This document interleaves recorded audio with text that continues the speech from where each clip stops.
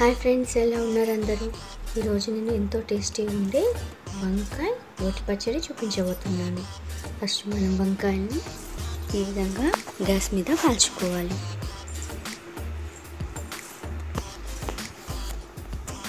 నేను మ్యాక్సిమం ఒక 1/2 కిలో వంకాయలు తీసుకున్నానండి. వంకాయలతో పాటు సరిపడా పచ్చిమిర్చిని కూడా 1/2 కిలో సగం తీసుకోవాలి. ఈ విధంగా వంకాయలన్నీ కాల్చుకున్న తర్వాత ఒక 2 మినిట్స్ ఆగి, అంటే చల్లారిన తర్వాత ఇలా 1 బై 1 దాని మీద ఉన్న లేయర్ అంటే పొట్టు మొత్తం తీసేయాలి. ఈ పొట్టు అనేది చల్లారిన తర్వాత మాత్రమే వస్తుంది. ఈ విధంగా వీడియోలో చూపిస్తున్న విధంగా ప్రతి ఒక్క వంకాయ యొక్క పొట్టుని తీసేసుకోవాలి.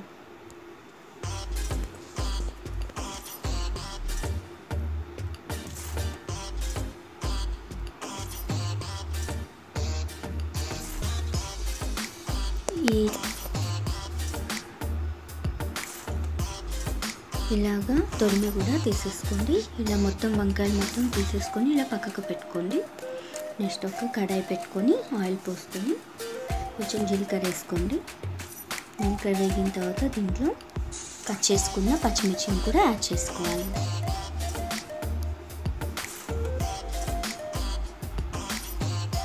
ఈ పచ్చిమిర్చిని కొంచెం సేపు బాగా ఫ్రై అవ్వనివ్వాలి.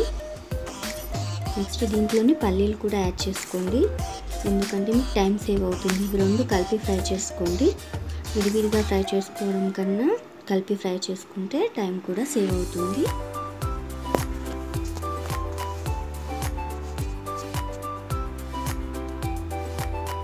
మ్యాక్సిమం మన పచ్చిమిర్చి అనేది ఫ్రై అయిపోయినాయి. పల్లీలు కూడా ఆల్మోస్ట్ దగ్గరకు వచ్చినాయి, ఫ్రై అవుతున్నాయి. ఇప్పుడు ఈ ఫ్రై అయిన పచ్చిమిర్చిని విడిగా తీసుకోండి ఒక ప్లేట్లోకి.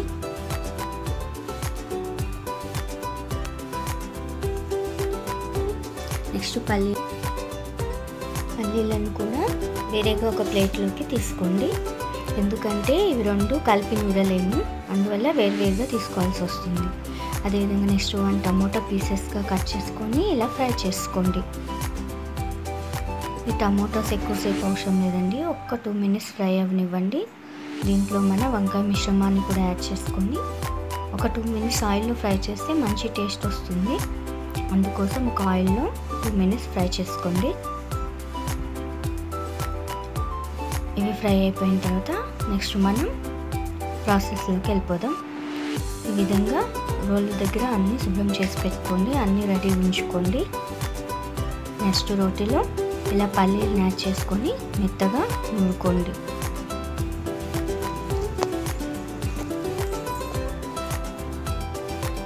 ఇలా పల్లీలు మెత్తగా నూరుకున్న తర్వాత దీంట్లో ఫ్రై చేసుకున్న పచ్చిమిర్చిని కూడా యాడ్ చేసుకోండి.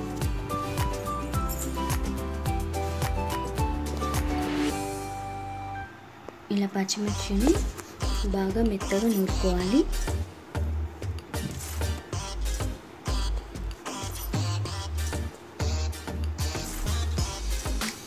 నెక్స్ట్ దీంట్లో మనం 1 స్పూన్ సాల్ట్ని కూడా యాడ్ చేసుకోండి.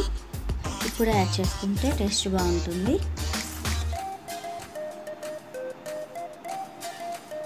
కొంచెం వెల్లుల్లిపాయ రేఖలు ఒక 3 or 4 వేసుకోండి. ఇవి కూడా కొంచెం కచ్చాపిచ్చాగా దంచుకుంటే టేస్ట్ అనేది బాగుంటుంది. ఇప్పుడు ఈ మొత్తాన్ని కొంచెం మెత్తగా నూరుకోండి. ఇలా రోటి పచ్చడి అనేది ఇలా రోట్లో నూరుకుంటేనే చాలా టేస్ట్గా ఉంటుంది, మిక్సీలో వేస్తే ఇంత టేస్ట్ రాదండి. నెక్స్ట్ దీంట్లో మనం ఫ్రై చేసుకున్న టమాటా పీసెస్ని యాడ్ చేసుకోండి.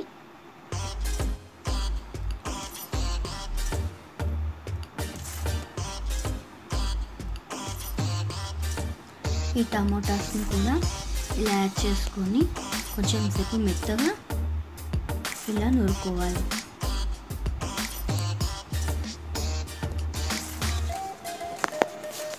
ఈ చట్నీ బాగా మెత్తగా కాకుండా కొంచెం కచ్చాపిచ్చాగా ఉంటేనే టేస్ట్ బాగుంటుందండి, అందువల్ల బాగా మెత్తగా ఏం అవసరం లేదు.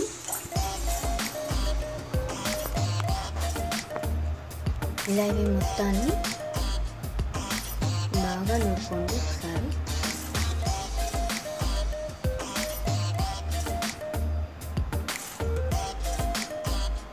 రోటి పచ్చడి అనేది చాలా టేస్టీగా ఉంటుందండి. ఇవి రైస్లో కానీ చపాతీస్లో కానీ సూపర్ ఉంటాయి. నెక్స్ట్ దీంట్లో ఇంకా కొంచెం మీకు సరిపడా సాల్ట్ యాడ్ చేసుకోండి. నెక్స్ట్ మనం ఫ్రై చేసుకున్న ఈ వంకాయ మిశ్రమం కూడా యాడ్ చేసుకొని ఒకసారి కలుపుకోండి.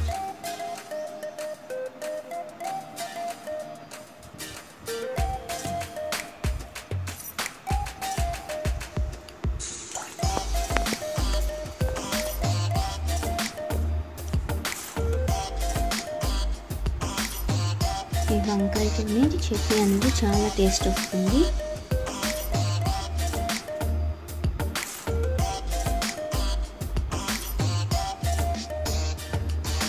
ఇది చాలా సింపుల్ అండ్ ఈజీ ప్రాసెస్ అండి.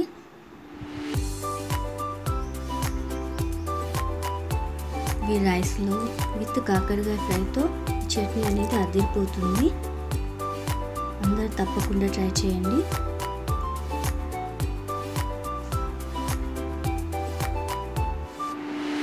మ్యాక్సిమం చట్నీ అనేది మ్యాక్సిమం అయిపోయిందండి.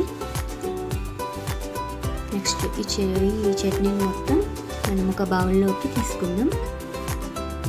చూస్తుంటేనే నూరిపోతుంది కదా. ఇలా ఒక బౌల్లోకి తీసుకోండి చట్నీ.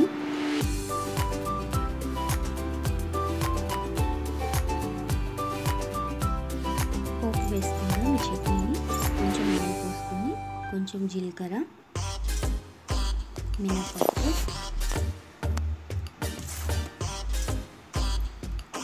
ఒక 2 ఎండుమిరపకాయలు వేసుకొని కొంచెం ఫ్రై అవనివ్వండి.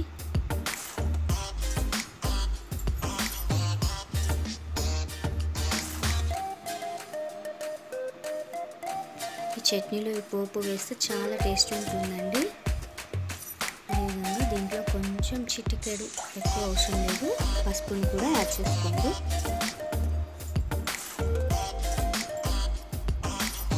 ఇదంతా ఒకసారి బాగా కలుపుకున్న తర్వాత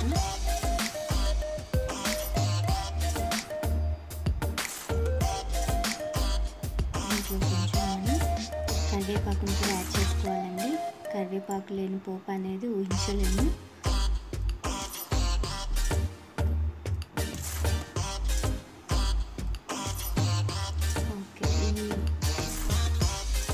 పోపు మొత్తం ఫ్రై అయిపోయింది. ఒకసారి ఇలా మిక్స్ చేసుకొని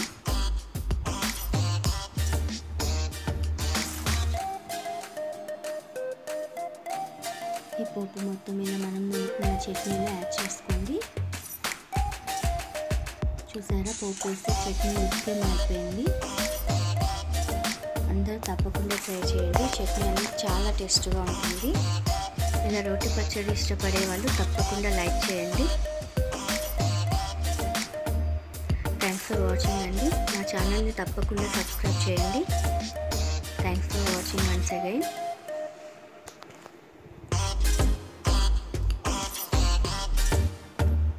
చట్నీ అనేది ఇలాగా కాకరకాయ ఫ్రైతో సర్వ్ చేసుకుంటే టేస్ట్ అదిరిపోతుంది.